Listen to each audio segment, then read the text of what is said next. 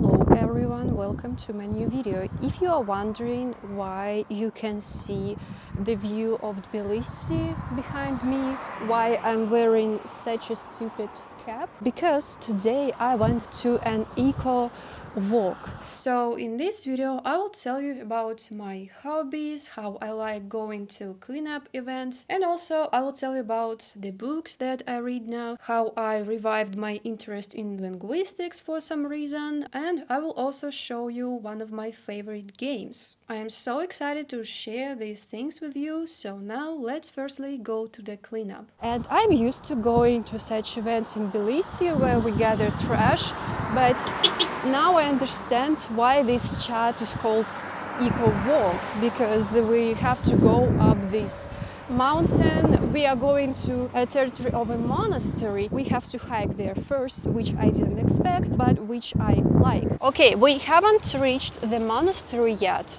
but already found something interesting. First, I introduce you to this cactus called Опунция. Мои дети сказали по вкусу примерно как вареная свекла. Ой, нет, И они тогда не надо. правы.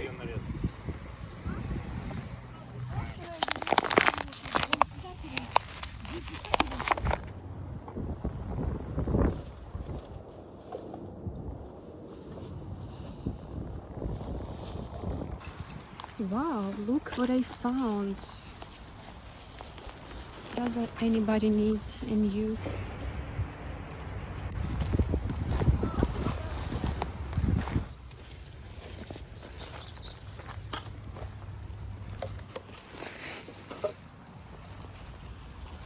So perfect.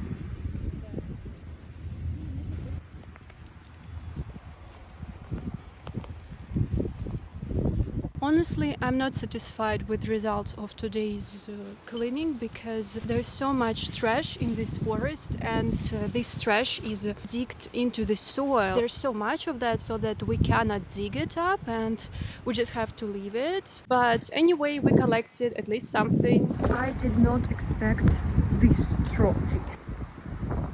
Well, actually it's not pricky, I touched it. And so we are approaching the monastery. I'm excited.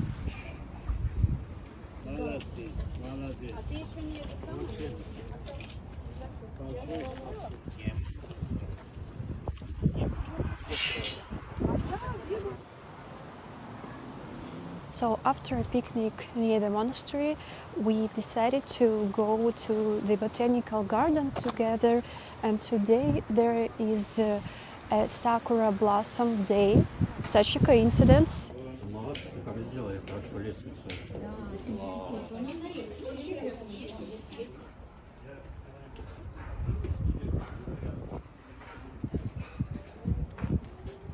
Ciao, signor tranquillo latte lover.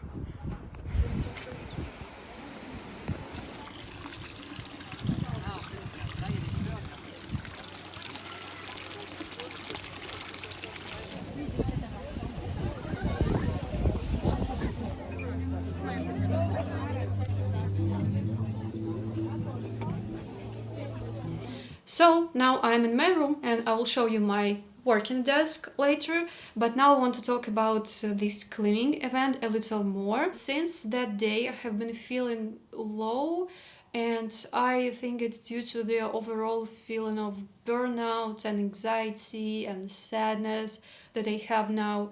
That's why when I was editing the part of this video with the cleanup event, I was hating everything, and I'm looking at this footage of me picking up the trash and I'm like, really? I am in Georgia in some random forest picking up the trash? And the problem is not in the event itself. I actually love such gatherings and I would go to them in any country, and I went to cleanup days in Russia before.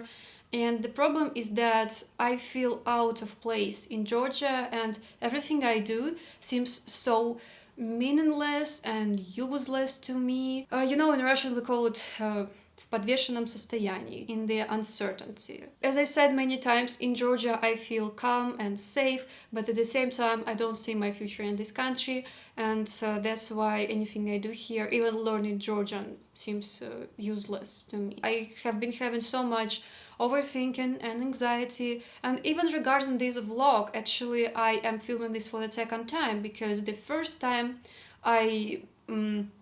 there was the frame was uneven and I accidentally deleted that frame anyway, so I also was worried a lot about these backgrounds, and what I'm worried the most is whether I should include some particular things into this vlog. And I didn't have this problem before when I lived in Russia, especially before the war in 2022. I filmed daily things of my life in Khabarovsk or when I would return to Spassk, and I didn't care about, oh, this will not be interesting, people don't need that. I became more perfectionist and I simply cannot enjoy filming anything. It is anxiety that infiltrates every aspect of my life. It's not that I feel anxiety because of my YouTube vlog, but I don't know, basically just because I didn't have a good sleep today, but it affects my mood regarding my YouTube, regarding my self-esteem, relationships with people, and so on. At this point, I become scared. What if I burnt out and I will never enjoy making vlogs? I don't know, I'm just tired, and I will share more of these thoughts in my Q&A video. But now I will return to my hobbies, because as much as I'm saying that I feel anxious and tired, I'm also really interested in these new hobbies that I even forced myself to find, to have at least some purpose in life. And I shared with you before that I went to Georgian and German classes. Yes, I'm learning them simultaneously, and it's funny that for some reason Georgian is overshadowing German in my head. For some reason I began to be very interested in linguistics and languages. Maybe it's because I'm searching for my identity, and that diploma covered in dust reminds me about itself. I studied in a university in Khabarovsk, and in 2022 I finished it, getting my degree, bachelor's degree in linguistics. I'm a translator, right? And because the quality of that education was questionable, and because my devotion to going to classes also was questionable, as you can see by my multiple mistakes in English grammar, but still, now I feel that I kind of want to prove that degree and justify having it, so that's how I want to learn more about languages now, linguistics, and now it's even more enjoyable and effective than it was in the university. But I'm still really grateful for the base that that university gave me. So these new hobbies that I'm going to tell you are reading and going to board games or just games. First, I want to show you this book. It's called Russian-Georgian Literature Connections After Perestroika, or After the Fall of the USSR. And it's written by Elena Chhaidze.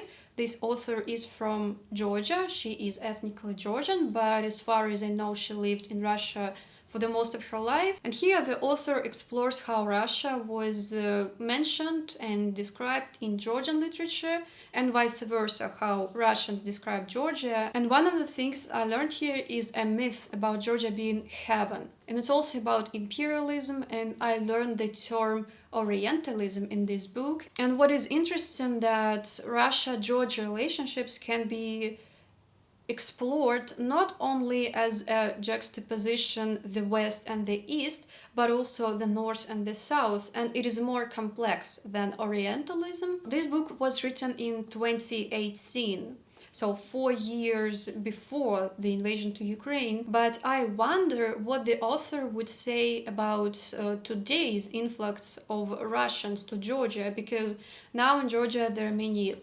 cafes or community spaces opened by Russians, and Russian-speaking people gather there. It is a topic for another research. And another thing that I'm so excited about is that I bought an electronic book, and eco as well, and I wanted to have an ebook for a long time, because yes, I can read in my phone or on my laptop, but here it's much better when I have this thing dedicated to only reading books.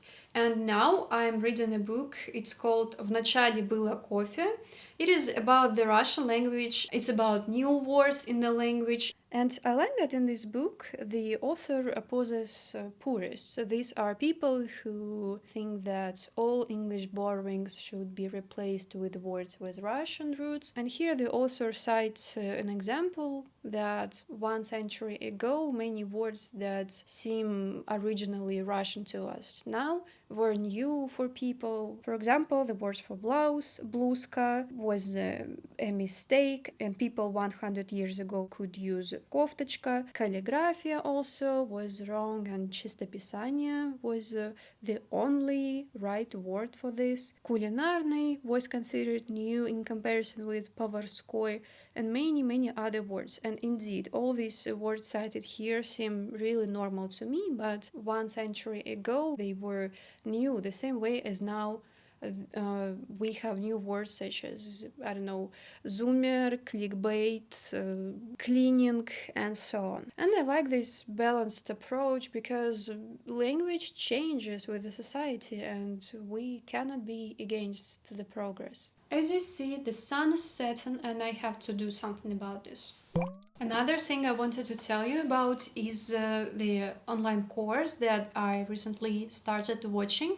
It is about Harry Potter and its translation to different languages. And here we study etymology of words and what words were changed from British English to American English. And there I learned so many interesting details that I somehow overlooked in my university years, or the things that I studied and remembered, for example, about the great consonant shift in Germanic languages and how much they are connected and how much English looks like German. It is just fascinating. And here we compare book titles to different Germanic languages: British English, American English, West Fries, the Netherlands, Afrikaans, Lower German, and they are so different. I was surprised to know that there is Luxembourgish language and that this is the only title where Harry Potter has Dan in the beginning. And also on another day there was a session about Slavic languages, and I learned that Bulgarian actually has definite articles, but they are in the end of the word. And Bulgarian is the only Slavic language that kept definite articles. It's interesting that wherever in English the title has the definite article there, in Bulgarian it has ta or t in the end. And probably I should give credits to the lecturer. It's Boris Yomdin, and thanks to him for creating such an interesting course. And now I will tell you about the board games. And in that bookstore I also bought this game. It's called 500 Angry Cards, and basically it is a Russian version of Cards Against Humanity. The principle is the same. Here is a red card with a prompt, and people have to choose the continuation of this joke, choosing something the most funny. But it's cool that this game was created in Russia, so only people who grew up there will understand the jokes because they know the realities. So here I want to show you some examples. To raise Russia from its knees, you need codes for launching rockets. Questionable. A small bag with whiskey. Well, this is Medvedev's choice. Alone. I doubt it. High education. Well, education will help in this problem. 7 fucking gnomes. Well, we have just one and he doesn't manage. Yakubovich mustache. Belarusians. Yeah, we Russians didn't manage. Russian porn. Yes. Okay, and now I will show you my table. And I hope you don't think that it's clean like this all the time. I purposely cleared it before the video. But yeah, the first thing is my map of Tbilisi. You know, I love maps. It's interesting that how cities are spread out when the only area where I'm usually going to Georgian classes or German classes is so small. It's like this. And I don't even travel to other parts of the city most of the times. And this is a toy that I made myself on the masterclass in Auditoria. It is a felt toy, and here is a succulent, and usually it stands on the windowsill, but for the video I placed it here. And here are my Georgian and German notebooks and a textbook in Georgian, which I already showed you. This is a certificate from my Georgian learning classes. This is super random, but I cut it out of a paper bag from a pharmacy, and I just placed it here to look at this and learn these Georgian words. And here I keep some more things to learn Georgian, but unfortunately I almost don't touch them because, well, this newspaper will be very difficult for me. Here is a menu from an Italian restaurant, and it's cool that here Georgian is dubbed to English, literally. Children's book about an elephant called Spiridoni, and I bought it 1 year ago and never opened, but with my level of Georgian, I think that very soon I will be able maybe even to understand something, so I really want to read it.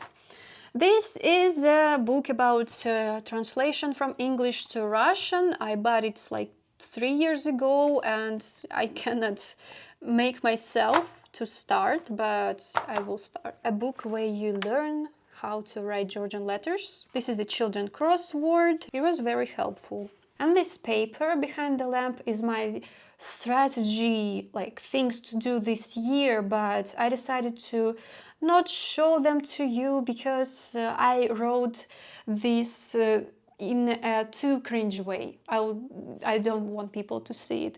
And these are certificates from a first aid course that I recently completed. I just wanted to learn more about the first aid, to be the responsible citizen. And it turned out that many first aid instructors moved from Russia to Georgia recently. They have these courses and I decided to go. And it was quite entertaining. We were learning how to make bandages, how to make sorry, I don't know in English, but here are the pictures. So these were my hobbies. I'm really glad to share this with you. And even though it is hard for me to talk about my life in my videos now, I really enjoyed sharing these things that excite me so much. And while the rabbit in the background looks like it is plotting something, I want to invite my old friend, the pigeon, Cameo, the Georgita itself. 1 year ago I asked you what to name this pigeon, and many offered the name Georgina or Georgita. I will call her